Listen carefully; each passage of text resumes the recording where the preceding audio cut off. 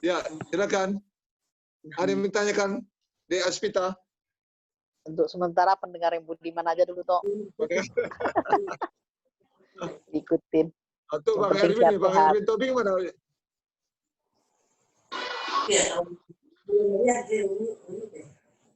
Bang Erwin?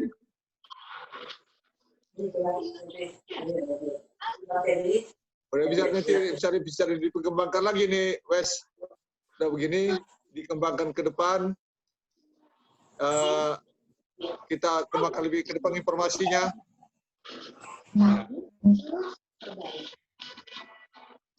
Bagaimana dengan Bushido? Siap itu, Wes? Siap, Bang. Hah? Siap.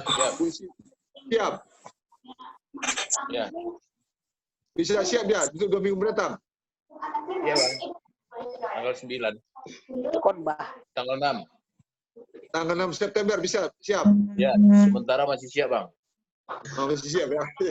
Insya Allah. Ya. Insya Allah. Insya Allah. Insya Allah ya. Insya Allah. Jadi kita ada pertanyaan. Kami silakan, waktu kita ada 8 menit untuk kita ada sharing atau saling tanya jawab. Ada pertanyaan. Heli Setepu, Bang, Heli. Heli, silakan Heli. Ya, Ya Bang. silakan. Ya. Nah, aku kan tadi agak terlambat masuk. Ah, Aku kan nggak dengar kesaksian dari Bang Yanto. Ya. Jadi aku mau tanya sama Bang itu, abang tuh sakit apa rupanya? COVID-19. Oh, Sakit Bang? Ya, COVID dia. Oh, Makanya makan terus, makan gizi terus. Iya, banyak makan ya, tambah gemuk dia sekarang. oh ya. Lagi makan terus. Tambah gemuk dia. Makan. Iya. Makan terus. Pengobatannya gimana Ada Bang? nama imunitas. Apa Makan tuh, Tok? buah. Ya. Apa isolasi Pokoknya sendiri tambah atau imunitas. sakit? Isolasi mandiri. Isolasi mandiri tapi aman gitu ya. Ya, Kis. Oh, ya. Kalau boleh tanya Bang, bagaimana gejala yang kau tahu Bang itu kena COVID? 2 minggu depan Bang apa? Christopher yang bersaksi. Pertanyakan Bang, kok bisa tahu Abang tuh gejala COVID-nya bagaimana?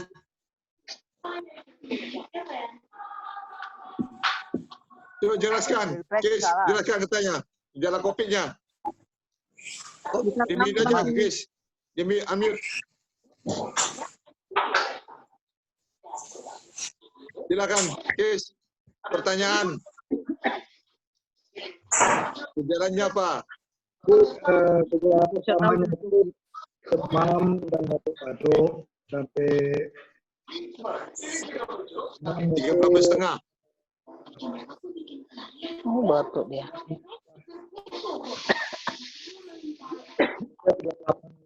38,3. 38,3. Periksa ke dokter. Jadi di situ langsung foto surat baru.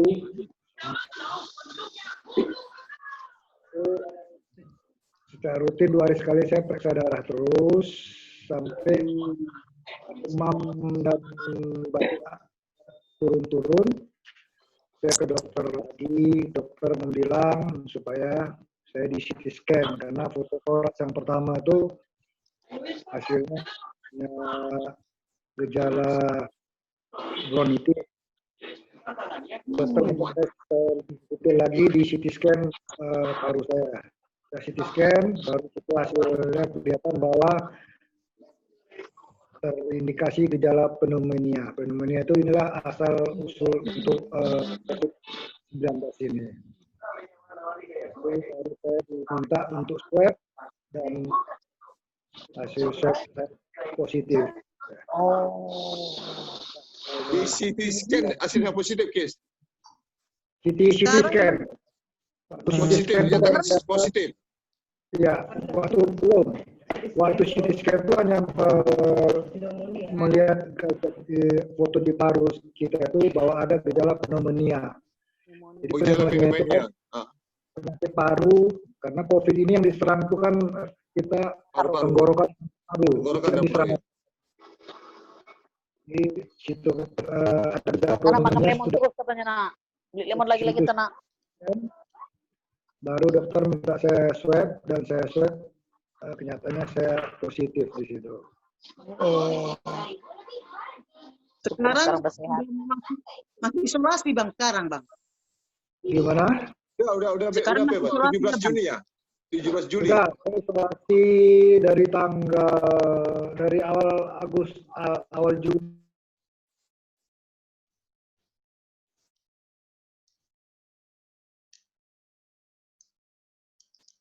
Eh, 30, di 1 bulan saya isolasi di rumah. Dan pada tanggal 17 Juli saya swab, itu sudah negatif. Ya, 17 Juli saya swab negatif, tapi dokter menyarankan supaya kita tidak boleh berinteraksi di luar, karena kondisi tubuh kita masih belum pulih sekali. Jadi saya terus isolasi terus di rumah sampai tanggal 30 Juli. 30 Juli saya swab lagi, sudah negatif. Di situ baru kita rasakan kondisi tubuh sudah mulai normal lah.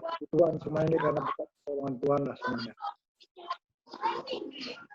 Bagaimana pelaksanaan yang isolasi mandiri di rumah? Itu dengan keluarga gimana? Atau kamar tersendiri bisa ranjang terus? Ya.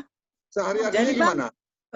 Selama menjalani isolasi, bagaimana perasaan abang? Apakah abang merasakan kehadiran Yesus pada masa isolasi abang itu? Ya, pastilah.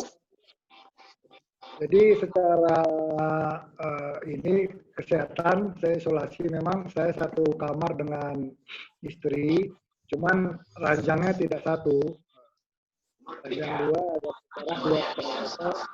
Di rumah pun kalau anak-anak kamar masing-masing. Jadi di rumah kita itu semuanya wajib pakai masker, ya, pakai masker. Walaupun kita ada pertemuan seperti ibadah minggu, live streaming gitu, kita ibadah live streaming itu pakai face shield semua ya, pakai masker, face shield lagi.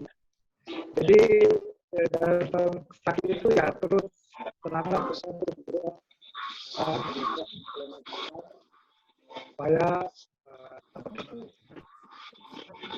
kita mampu dan berkati obat-obat yang vitamin saya makan, karena tanpa pertolongan pun saya rasa itu seperti saya sekarang ini. Dari saya yakin percaya itu semua berkat Tuhan. Tuhan telah memberkati semua makanan-makanan ataupun obat-obat medis yang saya makan sehingga saya bisa sembuh. Saya bersyukur sekali istri dan kedua anak saya tidak terjangkit oleh COVID-19 ini. Jadi tenaga medis atau obat ada dikasih atau ada tenaga medis yang rutin datang? Sudah, Rumah. waktu saya ke dokter paru itu ada dikasih obat paru selama 2 minggu, Bang. 2 minggu dikasih Iya. obat itu, dan dikasih juga ada antibiotik selama 5 hari. Iya. Jadi dia 2 minggu pulang, sudah 2 minggu ini nanti cek lagi. Tapi di luar itu saya terus mengkonsumsi seperti buah-buahan, harus diperbanyak makanan-makanan yang sup yang kaldunya tinggi lah, yang ada kaldunya, dan berjemur pagi itu yang sangat membantu sekali. Berjemur pagi. Jemur pagi ya. Jam berapa itu jemur pagi? Saya jemur jam 9 sampai antara jam 9 dan 10 sekitar 20 menit. Dan itu sangat membantu sekali kalau sudah keluar keringat. Jadi tidak lama-lama ya, 20 menit. Dan kalaupun di rumah itu jadi minyak kayu putih itu yang sangat membantu sekali untuk pernapasan ya. Jadi kalau di rumah tuh saya tidur, di dada saya itu saya oleskan minyak kayu putih dan saya taruh di tisu minyak kayu putih, saya taruh di hidung untuk tidur. Untuk apa? Supaya tidur kita nyaman. Dan itu memang betul-betul tujuan tidur dapat nyenyak. Tapi waktu sebelum saya mempergunakan minyak kayu putih itu setiap malam saya bangun batuk-batuk terus sehingga kurang.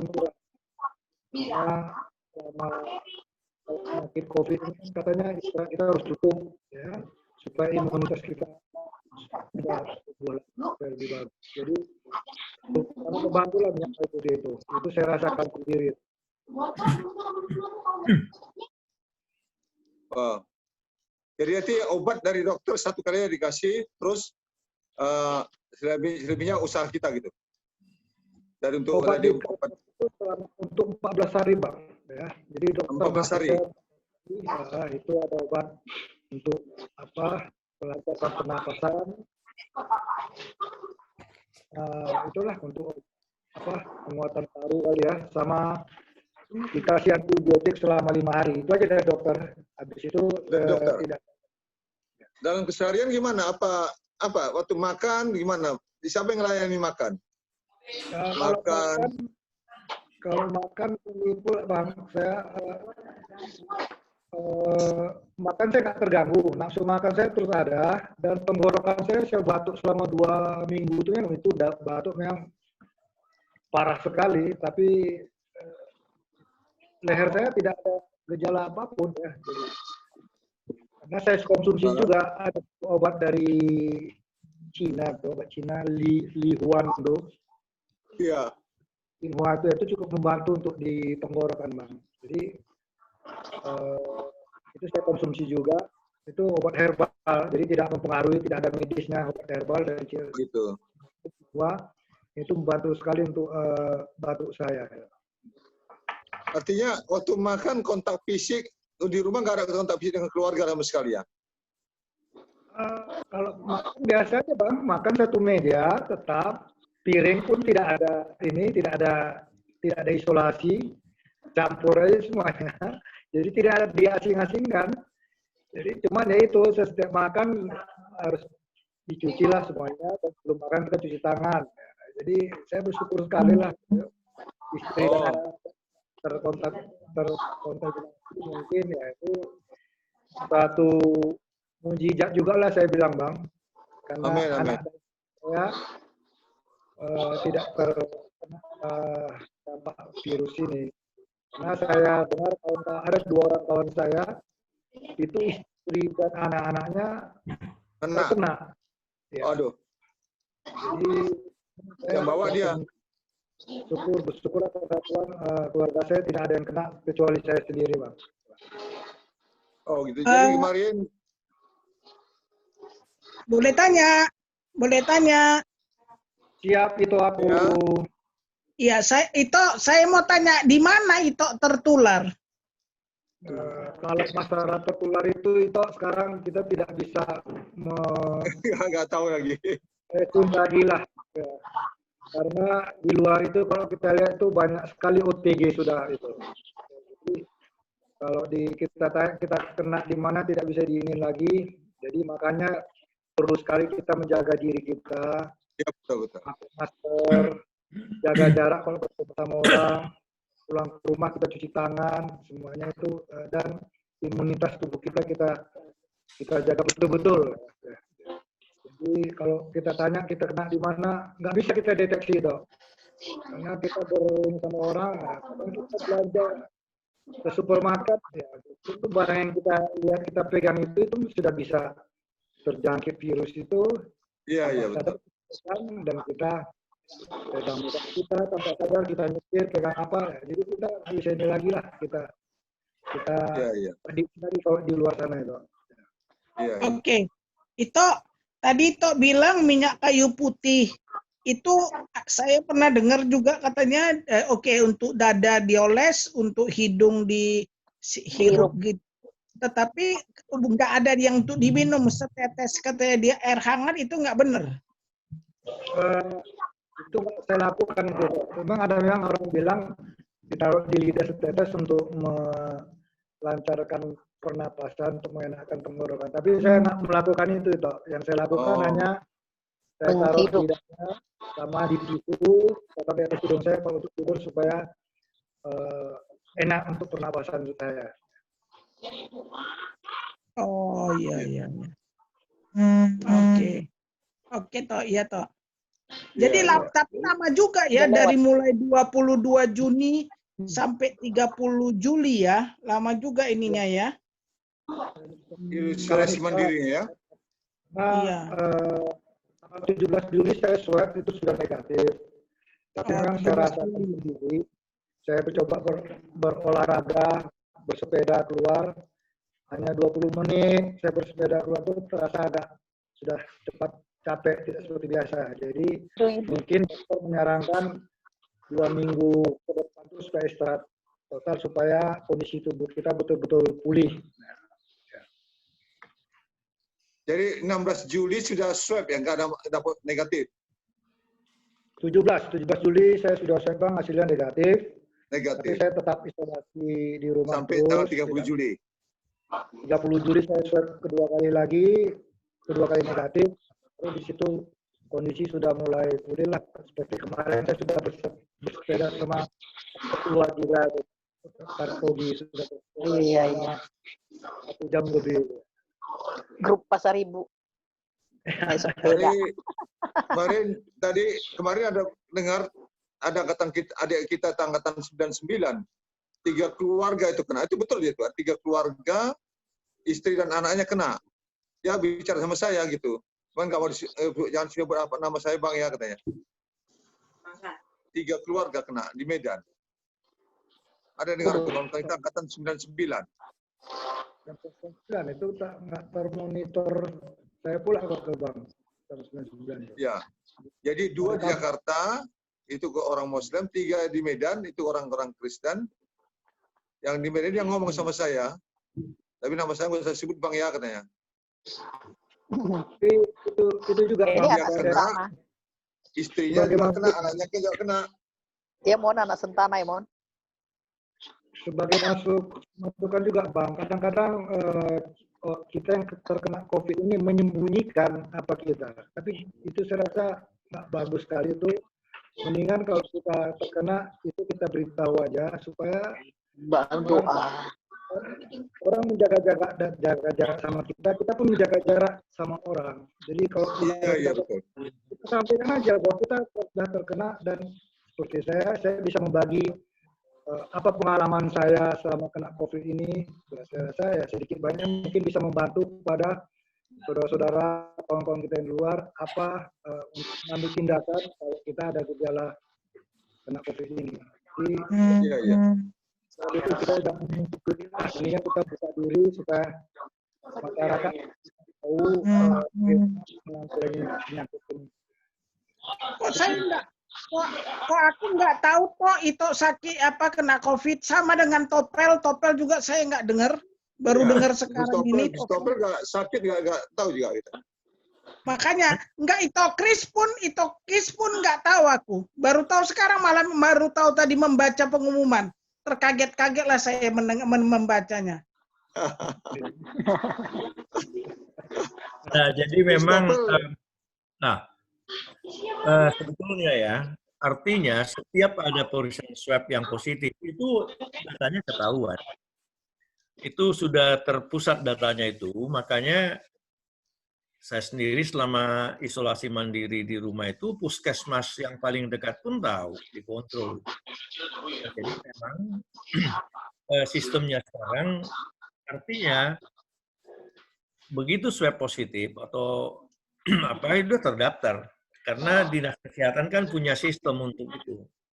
Makanya kenaikan itu tiap hari, makanya sebenarnya angka-angka yang pasti berapa, yang sudah terpapar, yang sudah probable case dan sebagainya itu sudah memang terdaftar. Makanya yang kadang-kadang yang nggak disiplin adalah yang positif itu sendiri gitu. Konsistensi dalam isolasi mandiri itu harus jangan keluar-keluar, di rumah pun dia punya kamar sendiri, tetap pakai APD, alat pelindung diri, pakai masker, pakai face shield dan sebagainya. Nah, setiap ada isolasi mandiri, tadi Pak Saribu sudah sampaikan, sebenarnya protokol obatnya 14 hari sudah ada itu kombinasinya. Vitamin apa yang diberi, kemudian antibiotiknya jenis apa, dan itu semua akan kedisiplinan kita. Karena sebenarnya dalam kemampuan kita menghadapi itu ya imun kita harus kita tingkatkan gitu loh. Artinya itu menjadi kunci ya, imunitas tubuh yang menjadi kunci ya. Imunitas yang kunci. Satu, kita sekarang terus terang aja data terakhir tadi dari pengendalian COVID ini, itu Sumatera Utara ini sudah termasuk ya Zona merah. berisiko besar lah. Artinya kita sendiri pun lihat kebiasaan rakyat. Makanya sekarang untuk Medan dikatakan bukan OTG lagi, OJK. Orang jugul kali. Medan katanya OJK. Jadi di Medan ini OJK orangnya jugul kali. Tak ada. Kita hari-hari lah. Padahal sebenarnya ya, OJK kalau ya. yang tersebar itu tidak dapat inang pengasuh, tidak dapat host yang baru, itu 12 jam mati. Ya kan sebenarnya stay at home, stay healthy, pakai masker supaya dia jangan dapat host yang baru. Nah, tapi pada saat imun kita kita sembarangan aja, kena aerosol dan sebagainya, ya coba kita lihatlah. Sebenarnya ada kebaktian-kebaktian sekarang. Kebaktian itu harus yang song leadernya nggak pakai masker. Waktu dia nyanyi, kalau dia OTG itu semua nyebar di dalam itu. Oh iya betul. Iya. Kita minta sebenarnya kalau song leader atau yang nyanyi apa semua itu pakai face shield atau dia pakai masker ya. bikin plastik untuk chambernya untuk tidak ini. Jadi coba Iya, betul. Ada separator ya. dari GPIB Paulus dari Jakarta itu udah lengkap banget. Dan ini sekarang kebaktian yang udah mulai di beberapa gereja nanti bisa klaster baru, Iya betul. Iya. Klaster baru. Jakarta kan 3 gereja itu klaster baru. Makanya Gereja jadi klaster baru ya. kebaktian dihentikan lagi.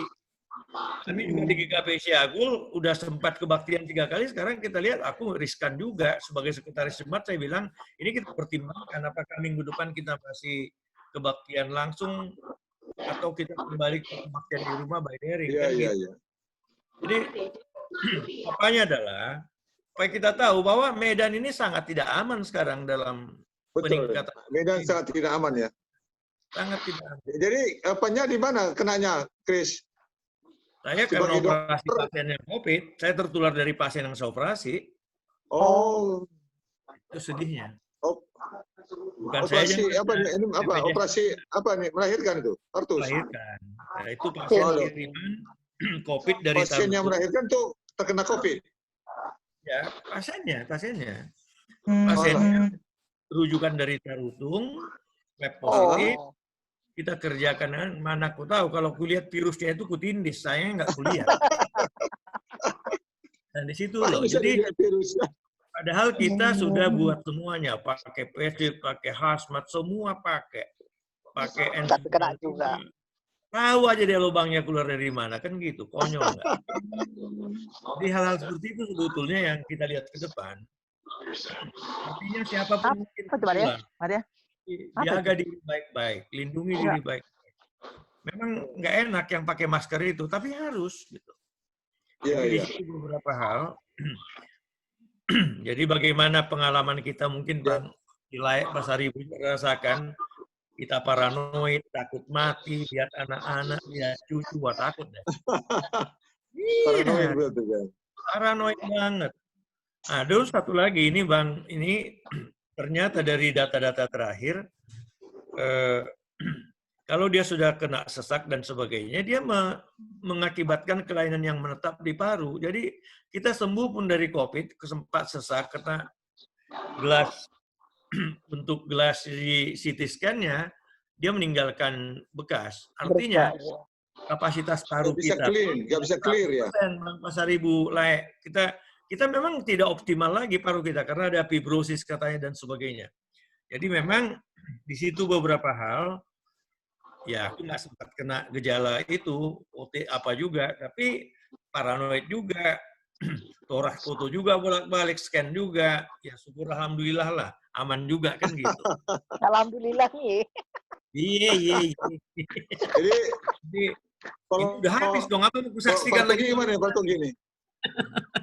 Oke, jadi itu beberapa hal. Jadi memang semua kita bisa kena. Yang sesungguhnya yang OTG ini, keliling-keliling dia menularkan ke sana kemari, gitu loh. Makanya semua wajib. Tenaga medisnya sekarang coba informasi terakhir. Rumah sakit haji itu tenaga medisnya udah ada 40 yang tertular. Mungkin lockdown besok itu. Apa beda? Rumah sakit haji tutup, nak. Ya banyak. Bisa lockdown. Mungkin mau lockdown. Udah lockdown ya?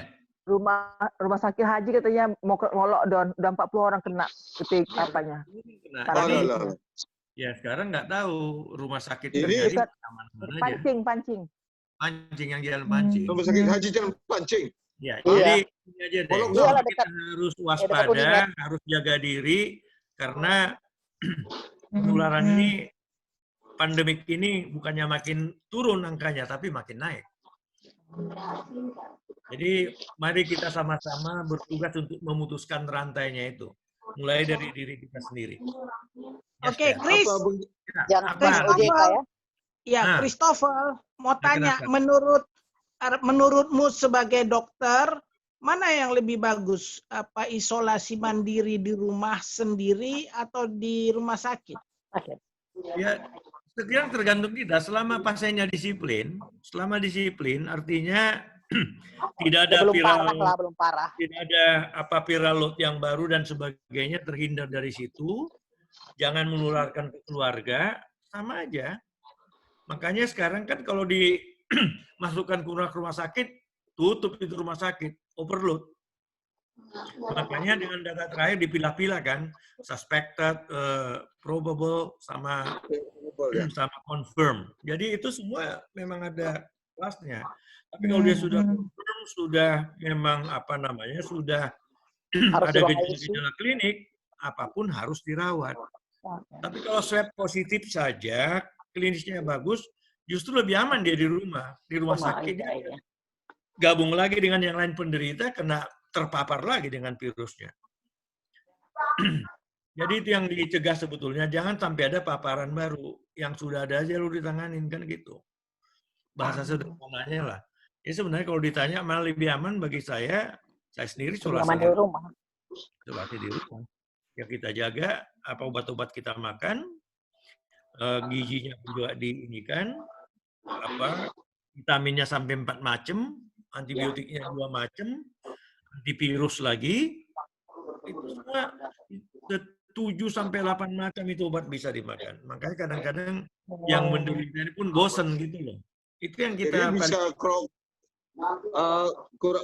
kurang minum bisa terancam rusak ginjal juga ya? Ya enggak, artinya itu kan semua ada aturannya. Obat itu kalau dimakan dengan betul, dosisnya cocok, waktu makannya bagus, minum cukup, nggak sakit COVID pun kalau kita nggak minum 2 liter satu hari, celaka juga kan gitu. 2 liter satu hari, nak. 2 liter paling tidak, 10 gelas ya, 10-15 gelas. Itu memang sudah untuk memberikan fungsi hidup sehat. Jadi untungnya adalah dalam 6 bulan ini berat badanku turun 6 kilo, asik juga. Biar kena COVID aku turun 6 kilo, asik juga. Ya, kena COVID aja turun 6 kilo gitu. Susah diet ya. Ya, makanya. Di situ apa? Itu yang hal-hal Kalau yang... si Krisyanto kali tambah. Ya? Turun 3 kilo. Turun 3 kilo. Turun. Kirain tambah gemuk katanya tadi. Jadi itu segi positif lain lah. Selama ini 88 kilo, sekarang udah 82, 81. Wow. Dalam Cukup. Namanya 75 kan? Ya, oke, just that. Jadi nggak apa-apa, Bang Pasaribu nggak usah takut, aman-aman aja kita ini. Pokoknya kita Aman tuh. selamat dari jerat lubang itu kan gitu. Iya. Aman tuh, asal kita ini aja. Penting Kita kuat. dari kejadian aman. kita semakin melekat kepada Tuhan lah, itu apanya. Pemulihan yang sempurna dari Tuhan Yesus. Saya yakin seperti itu. Jadi minggu 2 minggu mendatang di awal September, ya, Christopher yang dia bersaksi nanti bagaimana pertolongan Tuhan. Ya, teman-teman lain bisa tahu. Dan kita doakan juga buat semakin tambah. Tadi Bang Erwin Tobing, Erwin Tobing udah ikut, ya puji Tuhan. Dan tadi kita undang juga Bang Robert Aritonang. Ya, Robert Aritonang kita undang juga. Jadi kenapa Kak Luceria, buat teman-teman yang kawan-kawan, abang-abang senior dan junior kita boleh tambah gitu. Bang Erwin masih hadir? Usul boleh nggak? Ya. Ya. Kalau boleh, kalau kita sudah undang orang-orang lain dan sudah banyak, boleh nggak usul? Artinya yang menyampaikan apa firman Tuhan bergantian gitu loh. Orang Jakarta Memang kayak dipanggil gantian. sekali, Ya, orang kita dari udah tahu mana kan. Gantian. gitu. Kita Memang kan gantian, gantian. kan? Jadi kita minggu lalu kita tawarkan untuk Jakarta. Kita hubungi beberapa teman dari yang dari Sinada Jakarta. Ya, tapi ya, yang dulu lah. So nanti kita kesempatan berikut lah gitu. Kita tawari. Kita juga pingin ya. Supaya kita bisa berbagi. Mungkin nanti Bang Erwin bisa, Bang Erwin Tobing. Ya kita bukan hanya kita aja kan. Kalau bisa Bang Erwin welcome, kita sampaikan Bang Erwin beri kesempatan untuk sharing firman. Nggak gitu Pak Ketua, Pak Partogi. Ya kan? Setuju Bang, setuju. Iya, jadi Ya. Bang Erwin misalnya biar nanti menarik kawan-kawan yang Jakarta bisa kira kita kapasitas kita bisa lebih ratusan orang kan? Iya. Ya. Ini Jadi baru 29 yang- orang. Oke. Ya. Usul yang kedua, Ya. kita supaya tertib, maksud saya begini. Ini kan memang kebaktian, tapi ada hal lain. Kalau saya usul, kalau sudah menyampaikan firman Tuhan, artinya langsung, jadi jangan langsung ditutup. Pertanyaan setelah selesai tanya jawab Iya. dengan firman Pertanyaan Tuhan, dulu kita baru tutup. penutup. Tapi kalau ada hal-hal lain lagi yang bertanya kepada yang lain boleh. Artinya begini, orang itu biasanya lah ya, artinya kita itu lebih afdol bahasanya kalau kita ditutup dengan doa penutup. Jadi kita tunggu-tunggu doa penutup ini, kan gitu kan? Tuhan kasih Nggak yang lari. dikasih berkat itu kita bayangkan berkat Tuhan lah itu buat kita. Kita Sehingga Boleh. kalau memang kita punya urusan lain, dia bisa tinggalkan dengan tenang ya. Kalau ada yang mau cakap-cakap bahasanya, cakap-cakap setelah itu silakan gitu loh. Jadi usul saya diselesaikan dulu pertanyaan sesuai dengan firman Tuhan. Baru ada penutup dikasih berkat, baru Dua kalau berkat ada gitu. Jadi artinya lain. pertanyaan Saya rasa bukan gitu, setelah gitu. dua berkat ya. Iya. Nanti bisa kita apakan. Ya Pak Ketua, Pak Nggak, Sekretaris. sebaiknya setelah doa penutup baru kita kasih ruang tanya jawab. Bagaimana? Kenapa? Ya, sebaiknya kita kasih ruang tanya jawab, ruang penutup dulu, baru kita tanya jawab supaya Seperti ini. tidak jadi, karena kan ibadah itu kan perlu kita tertib. Kalau udah tanya jawab itu nanti semua bisa berbicara di situ. Oke. Itu aja. Iya boleh juga. Jadi artinya kenapa kita buat tadi seperti itu, buat murni pertanyaan tadi supaya apa namanya, kalau sekarang di dalam tanya jawab kita kasih 20 menit bisa mungkin sampai setengah jam molor jadi malah kan. Jadi gini, aku nggak tahu ya, kalau kita ini nggak tertib. Aku nggak tahu. Karena yang kubayangkan kita ini harusnya tertib. Kalau waktunya 20 menit, ya sudah. Yang memimpin itu, misalnya siapa pemimpinnya, ngatakan, udah selesai. Nanti pertanyaannya tertulis saja, chatting aja. Chat aja, di chat pertanyaannya boleh tertulis gitu loh. Karena menurut aku, pertanyaan itu kalau berkaitan dengan khotbah atau firman, Ya, itu kan masih relevannya di situ. Tapi kalau pertanyaannya itu berkaitan dengan COVID atau pertanyaan dengan vitamin, itu mungkin di luar itu boleh gitu. Jadi kalau kita ribut, rasanya nggak tertib, saya juga nggak tahu lah ya, nggak kebayang saya kalau kita nggak tertib. Jadi dibilang aja, dikasih tahu aja, setelah firman Tuhan, kita 20 menit punya pertanyaan, ya setiap yang bertanya, ya dia tahu apa yang ditanya. Ya kalau sudah stop hanya bisa satu pertanyaan, ya sudah satu pertanyaan aja selesai gitu, baru penutupan menurut saya gitu. 20 menit gitu ya. Ya, diingatkan 20 menit. Misalnya, jadi makanya janganlah egois gitu loh. Jangan bertanya dia 5 pertanyaan, 10 pertanyaan, orang lain nggak bisa lagi. Janganlah gitu kan. Makanya saya nggak tahu ya, kalau kita rasa saya, dengan kita seperti ini, rasa saya ya, pasti bisa tertib. Pasti bisa dikasih tahu lah bahwa itu 20 menit, bisa disempatkan bagi 4-5 pertanyaan. Mungkin begitu usul saya ya, tapi terserah. Kalau memang lebih bagus yang seperti itu setelah akhir, ya terserah saja. Gitu maksud saya. Makasih. Ya, dua-duanya baik saya kira banyak. Kalau batasan waktu kita harus berikan 20 menit. Iya, ya. Habis itu baru Kita katakan boring untuk firman Tuhan, ya kurang pas juga ya kita boring, bisa bosan dengan firman itu aneh juga. Cuman siapa tahu ada pertanyaan di luar tema atau topik yang disampaikan oleh pembicara bisa menambah kita pengetahuan kita yang lain. Jadi tidak membatasi apa. Jadi waktu kita 20 bisa 30 menit mungkin. Bisa saling mengisi. Atau mungkin ada pendapat lain kalau saya apa yang saya ke sekretaris tadi supaya tertib dalam acara ibadah dari pembukaan sampai penutup 2 berkat. Jadi waktunya itu jelas. Tapi setelah itu ada tanya jawab supaya kita lebih mungkin pertanyaan bukan berkaitan dengan topik atau tema, tapi di luar tema. Ya, jadi bisa berkembang kepada yang lain. Kita bisa saling melengkapi gitu, Bu. Saling mengisi. Jadi mana itu sama-sama baik saya kira apanya. Ya. Kan lebih banyak orang bertanya lebih bagus. Cuman jangan satu orang bertanyanya 5 jadi ya kurang pas juga ya. Kita berbagi-bagilah. Atau ada pendapat lagi ya? Anum gimana? Ada pendapat dari Anum? Bang. Ya, Kita silakan. Bang. Tua. Yep. Ya, jadi memang kita rindulah akan keberadaan apa ini ya, virtual Zoom meeting ini, apa namanya, video conference ini, ya, supaya iman kita semakin dikuatkan, ya. Namun tentu kita masing-masing ada kendala, macam Bang Erwin tadi, ada masuknya pun dia ada gangguan, ya, gangguan apakah di Kalimantan, apakah di Jakarta, sehingga dia masuk tepat pada waktunya.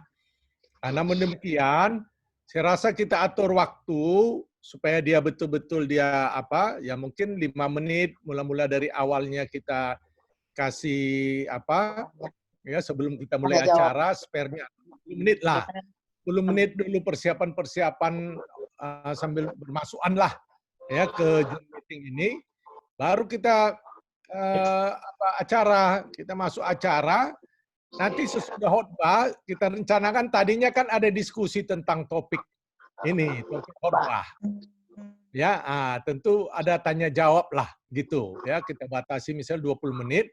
Namun di akhir nanti sudah 2 berkat seperti bilang itu Murni tadi, kita boleh ramah tamah. Ramah tamah itulah tanya bagaimana pengalaman Abang, obatnya yang dimakan apa. Itu.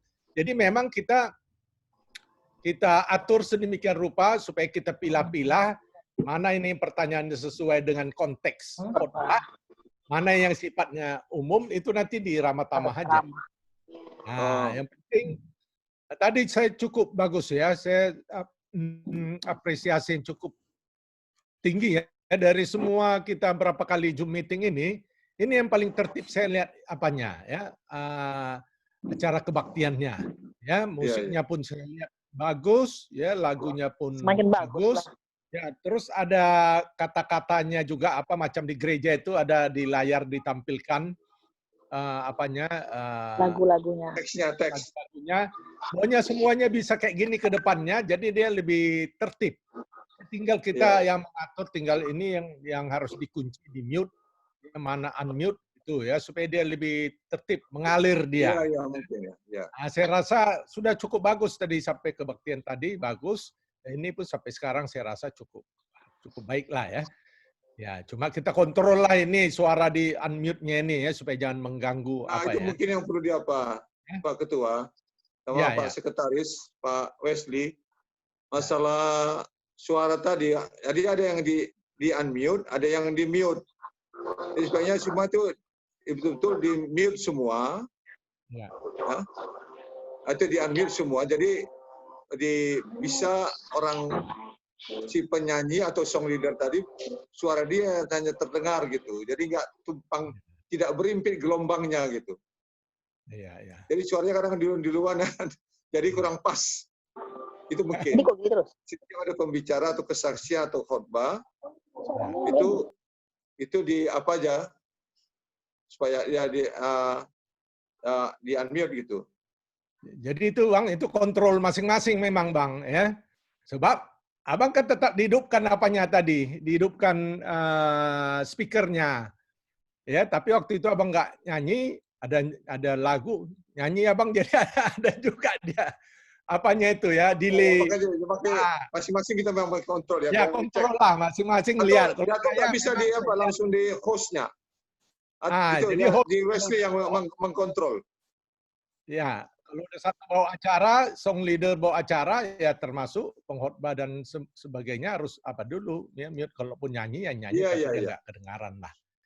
Ya, supaya lebih tertib misalnya kayak Mungkin gitu. ada masukan dari Bang Rudolf, mungkin Bang Rudolf bagaimana ke depannya Bang, supaya lebih baik, Bang Rudolf. Rudolf, jangan turun Bang. Ya, silakan Dr. Christopher. Bang Christopher. Chris. Jadi menarik ya. Sebenarnya tergantung tujuan kita. Macam hari ini Pak Harrison fokus pada yang tidak terlihat. Jadi kalau memang kan ini suatu topik yang merupakan yang menarik gitu loh. Makanya tergantung apakah kita menyampaikan khotbah atau Bible exposition. Atau apakah kita mau fokus seperti penelaahan Alkitab untuk topik-topik tertentu. Saya tertarik kalau teman-teman, saya bagi apa ini, dari HKBP Tebet Jakarta, itu tiap malam minggu ada suatu diskusi yang sifatnya seperti itu. Misalnya tadi malam minggu itu mereka diskusi mengenai tokoh Timotius. Jadi memang di situ dibuka kebaktiannya, selesai disampaikan presentasinya, langsung diskusinya di situ. Jadi sangat kaya apanya. Makanya kalau kita memang bikin kebaktian, ya kebaktian, nggak lazim biasanya dalam kebaktian bikin diskusi. Betul yang dikatakan Dr. Partogi tadi, Pak Ketua kita, ya selesai dulu semua kebaktian ditutup. Kalau kita nanti diskusi ada hal-hal yang menyangkut khotbah tadi ya, pengkhotbahnya yang menyampaikan firman itu terbuka untuk memberikan diskusi, untuk memperkaya kita. Jadi memang harus jelas kalau memang kita kebaktian, ya kebaktian selesaikan dulu. Nggak lazim dalam satu kebaktian bertanya jawab, kan gitu. Iya, betul. Kalau acara kita Bible Exposition, eksposisi Alkitab dan sebagainya, ya terserah diatur acaranya. Ya tergantung apa yang kita lakukan setiap kegiatan itu. Nah, kalau ada hal-hal lain yang didiskusikan, memang sebaiknya selesaikan dulu. Kebaktian ini kita tutup dulu, dapat berkat. Iya, baru betul. Sesudahnya kita supaya lakukan. ada damai sejahtera gitu kan. Dan nanti muncul pun ada apanya, mungkin ada debat sifatnya itu apa, nggak mengganggu rangkaian acara awal sampai akhir dalam acara ibadah kita, ya kan? Yang betul itu begitu pastilah itu untuk tertib dan ada damai sejahtera lah. Jadi kalau jadi kita tidak mengganggu kekudusan dan ketertiban dari kebaktian kita. Itu iya, aja. Ibadah tadi betul. Ya? Mungkin gini Topel, sorry, maaf. Maaf. Aku tidak tahu yang mana namanya definisi bagi klien kebaktian. Kalau aku nggak tahu. Kalau aku, menurut aku Partamiangan di WEK pun, aku kan GKPI ya, aku GKPI Medan Kota. Jadi kalau kita di Partamiangan Medan Kota itu biasanya setelah pengkhotbah dia berikan waktu untuk tanya jawab terhadap khotbah yang disampaikan. Saya nggak tahu apakah itu dimaksudkan kebaktian atau yang dimaksudkan kebaktian itu adalah di gereja. Saya kurang paham. Tolong juga dijelaskan. Apakah kebaktian kita ini? Coba, ya. Sama-sama GKP-nya kita. Jadi sebenarnya di GKP diatur kebaktian sektor itu, kebaktian WEK itu adalah Panakasion di Hatani Dewata. Jadi memang itu kebaktian di dalam membuka kesempatan untuk memperkaya jemaat, makanya dibuat. Maka tanya jawab itu fokus itu memang dibuka kesempatan seperti itu. Makanya tadi saya tanya, makanya kita harus jelas konsep kita apa dalam kebaktian ini. Kalau memang kebaktian ada urutannya, ada potum introitus dan sebagainya, nanti kita kaku-kaku amat. Tapi bagaimana batang tubuhnya suatu kebaktian itu tetap harus ada pembukaan, ada salam, ada khotbah, ada penyampaian khotbah, kemudian ada berkat dan penutupan. Itu beberapa hal yang ya. Makanya memang di kebaktian WEK itu kebaktian sektor kalau kami di GKP Siagul itu memang terbuka seperti itu. Memang tujuannya Panakasion di Hatani Bata itu. Jadi memang semacam eksposisi Alkitab. Topiknya tetap udah tepat, nanti siap pendetanya khotbah atau sintuanya khotbah dibuka. Kanggo dong akan perlu nakinang nahorata. Nah, diapakan lah gitu. Jadi memang tergantung kita. Ini pada prinsipnya dengan Dr. Partogi tadi udah benar ini kebaktian kita seperti ini. Jadi jangan kita bikin kita jangan sampai terjebak dengan aturan-aturan sehingga inti yang kita harapkan itu tidak terjadi. Ini persekutuan ekumenis, denominasi manapun masuk gitu loh. Makanya betul, memang berat bagi Dr. Partogi dan sekretaris juga untuk mengatur ini biar tetap nyaman buat semua sehingga intinya adalah kita dapat berkat Tuhan, kita dapat firman Tuhan dan menguatkan kita ke depan. Just that. Thank you. Ya, oke, that's a good idea. Jadi ke depan saya kira itu pas yang namanya ibadah dulu. Ya. Setelah itu kita lakukan tanya jawab, masalah 20 itu bisa habis setengah jam, itu nanti tergantung kepada situasi, berkembang lebih bagus. Artinya tanya jawab itu menambah hasanah pengetahuan alkitabiah kita, saling melengkapi. Nah, ini saya kira lebih penting. Jadi tidak hanya terpaku, hanya monolog dari pengkhotbah saja, tapi ada dialog setelah ditutup dengan namanya doa berkat. Saya kira gitu apa yang lebih apa Ketua. Sebentar Harrison. Ya. Yang saya, kalau tidak saya salah dengar yang disampaikan Ketua Ito Partogi tadi itu adalah bahwa pertanyaan yang sesuai dengan nats khotbah itu adalah sebelum ditutup. Karena apa? Karena di dalam pertanyaan nanti agak sulit itu akan bisa yang mana pertanyaan yang berkaitan dengan firman yang telah disampaikan, ada pertanyaan yang tadi yang disampaikan oleh Ketua adalah yang umum. Gitu loh. Jadi kalau saya tidak salah tangkap yang disampaikan Ketua adalah seperti tadi. Setelah disampaikan khotbah, dilakukan tanya jawab 20 menit, ditutup. Ya, baru ditutup, baru nanti di akhir setelah ditutup khotbah, setelah ditutup kebaktian, baru ada tanya jawab umum. Kalau saya tidak salah dengar apa yang disampaikan oleh Ketua. Gitu Pak Harrison. Tapi apakah saya salah? Kalau bisa tolong Ketua jelaskan kembali. Terima kasih. Baik, Ya. jadi saya rasa udah pas itu ya Bang Harrison, Bang Christopher, Kak Murni. Ya memang kita ya tentukan ini kan kita dari rumahnya ibadahnya ya santai ya. Jadi bukan ibadah di gereja langsung tepat waktu langsung dihabiskan, ini santai. Tapi kita harus dibatasi juga dengan ya waktu, ya artinya sesudah khotbah itu kita buka aja diskusi tentang nats itu khotbahnya. Ya kita aturlah berapa lama, nggak usah lama-lama ya. Kira-kira udah tepat semua, udah tercapai apa yang di dalam hati kita ini yang masih mengganjal mungkin ya. Nah, tentu kita setelah khotbah, nanti sesudah siap acara, sudah berkat, baru tanya jawab itu di ramah tamah. Nah, ramah tamah istilahnya itu. Ya ramah tamah ya secara umum ya. Ya. Saya rasa itu aja udah pas itu Bang. Jadi Setuju. Ya udah setuju lah itu. Setuju. Ya, jadi Ya, ada artinya kita waktu kita batasi 20 menit, baru nanti disambung dengan dua syafaat, baru dua berkat gitu. Ya, seperti biasa lah. Udah bagus itu. Habis Ya, renungan atau sampai penyampaian firman, ya. tanya jawab 20 menit sesuai dengan topik. Artinya pertanyaan hanya mengacu pada topik ya. Ya, Kepada tema. Bukan Bang. Sesudah apalah khotbah tutup, baru tanya jawab. Itu seperti Bang Christopher tadi, cocok itu Bang. Itu baru cocok. Ya, artinya itu setelah Bahwasanya ditutup oleh pengkhotbah dengan doanya, sebelum ya. sampai kepada dua syafaat, ada pertanyaan 20 menit. Kita kan ada dua Maunya syafaat setelah khotbah. Kita batasi lah waktunya supaya jangan terlalu bosan ya. Tinggal setting waktu aja itu Bang, saya rasa. Setting aja ya. Baru nanti yang membawa acara memisahkanlah ini ya. Oh ini oke, ini sesuai dengan teks yang khotbah tadi boleh ditanyakan ya. Kalau enggak nanti itu untuk ramah tamah. Gitu aja saya rasa. Oke.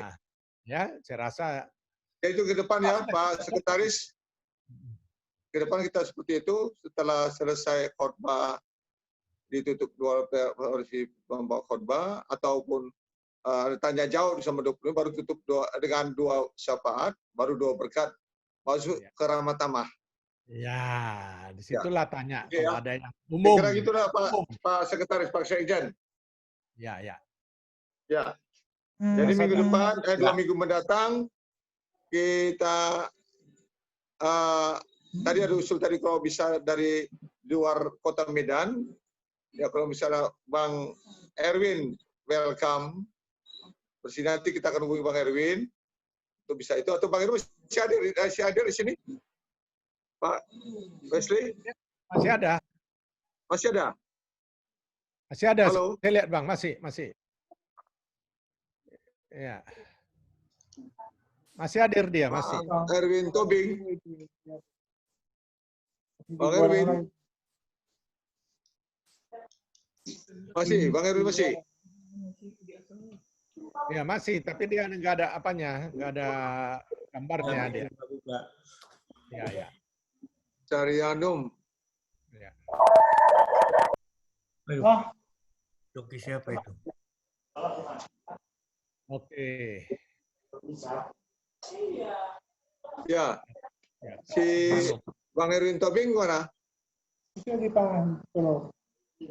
Bang Erwin. Ada Bang, tapi kameranya nggak aktif, kameranya tertutup. Kameranya nggak aktif. Jadi nanti mau kita apa ke Bang Erwin aja nanti.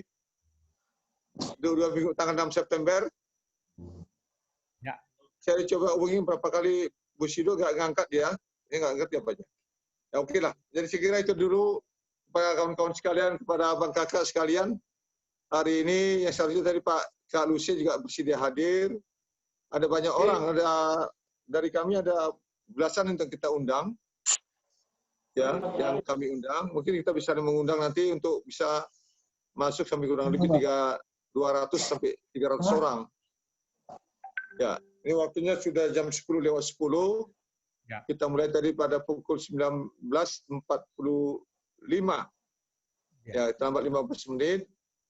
Ya, itu namanya apa-apa. Jadi kita bersyukur lewat Zoom meeting, virtual meeting ini kita bisa semakin banyak ya pada waktu yang sama di lokasi yang berbeda-beda bisa kita sama-sama mendengarkan firman Tuhan, memuji nama Tuhan dan berdoa bersyafaat. Kami kira ini satu berkat buat kita. Biarlah kiranya lewat persekutuan ini, persekutuan alumni SMA Negeri 1 Medan ini bisa semakin lebih baik ke depan.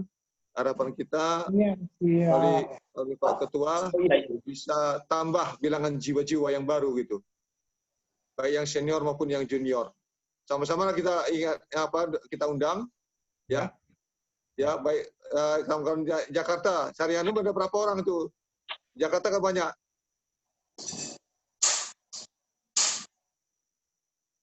Ya, ada berapa orang itu? Cepat dia apa? Tadi Bang Erwin harapkan bisa kita lebih banyak gitu kan, supaya bisa kita kembangkan ke depan. Gimana pendapat? Sudah diinfo sama teman-teman. Sudah, tapi mungkin pada punya acara yang lain kali ya. Ya. Oke. Ya, Bang Erwin tadi kita nggak syarat bisa hadir Bang Erwin. Ya puji Tuhan juga saya tahu. Ya. Saya kemudian teman yang lain juga. Erina saya undang si Irwan Marbun. Ya. Oke, selamat malam semua. Ada kita Bang, ditutup Bang. Oke, selamat malam.